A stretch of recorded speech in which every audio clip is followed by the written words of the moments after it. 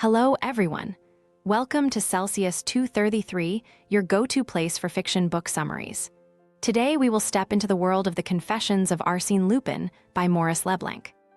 The Confessions of Arsène Lupin, written by Maurice Leblanc and published in 1913, is a thrilling collection of 9 short stories featuring the notorious gentleman thief, Arsène Lupin.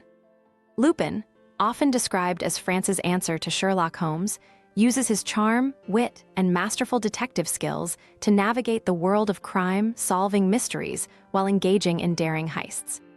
Set in pre-World War I France, the stories capture the excitement of early 20th century detective fiction with a delightful mix of action, adventure, and mystery.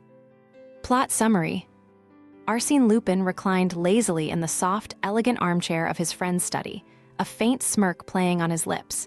His eyes, half closed in thought, glinted with amusement as he recalled the numerous adventures that had shaped his reputation. What could possibly compel a man like Lupin to share his secrets?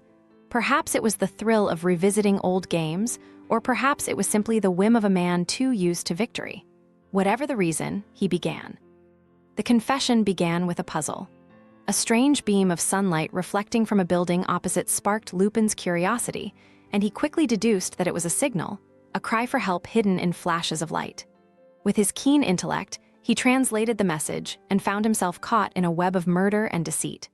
It all led to Baron Repstein, a wealthy man whose life appeared perfect, until his wife disappeared with a fortune in jewels and money. With the police chasing a shadow, it fell to Lupin to untangle the mystery. He discovered that the Baron's perfect life was a facade.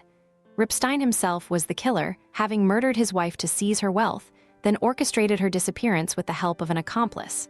The Baron planned to flee, but Lupin, always a step ahead, trapped him with his own lies. A fight ensued, but Lupin emerged victorious, leaving the Baron bound for the police to find. The Baroness's lifeless body, hidden in a safe, was the final evidence needed to seal the Baron's fate. In another thrilling escapade, Lupin came face to face with Nicolas Dugrival, a man burdened by the tragic misfortune of his wife's ill health. Dugrival, desperate to pay for her care, had tried everything, but fate offered him no favor until Lupin intervened. Moved by the man's story, Lupin concocted an elaborate heist.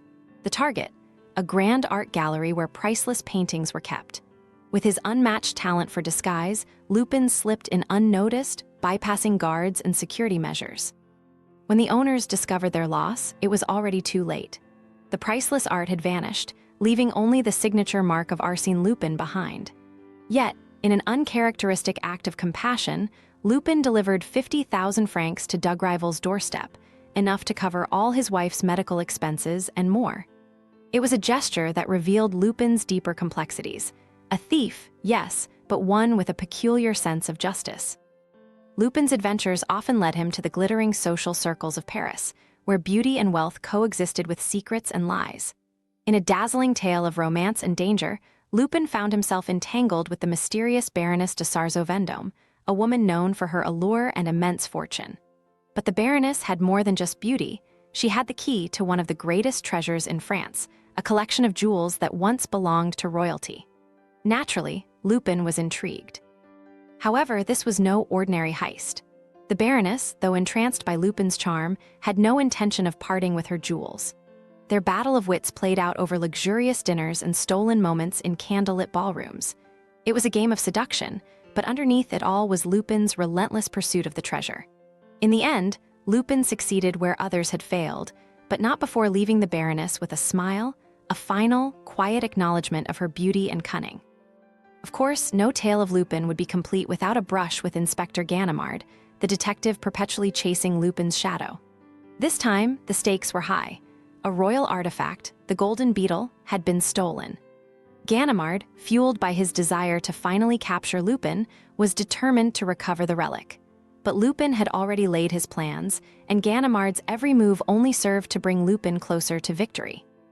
Disguised as a harmless historian, Lupin inserted himself into the investigation, feeding Ganimard just enough information to keep him distracted. With every twist and turn, Lupin played his role masterfully, knowing that the Golden Beetle was already his. The grand reveal came with a flourish, as Lupin, standing just within reach of Ganimard, showed the detective the prized artifact before disappearing into the night. The inspector, once again outwitted, could only stand in disbelief, cursing the name of Arsene Lupin. But it was not all glittering treasures and high-stakes heists. There were quieter moments too, like the time Lupin found himself in the sleepy village of Montigny, investigating the strange case of a missing painting.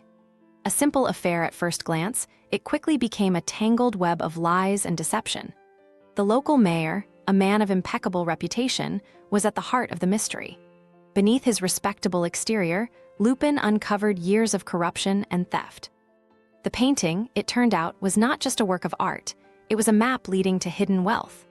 Lupin, with his usual flair, retrieved the painting and revealed the mayor's crimes, restoring the stolen wealth to its rightful owners. But even as he handed over the treasure, Lupin could not resist keeping one small token for himself, a reminder of yet another adventure well played.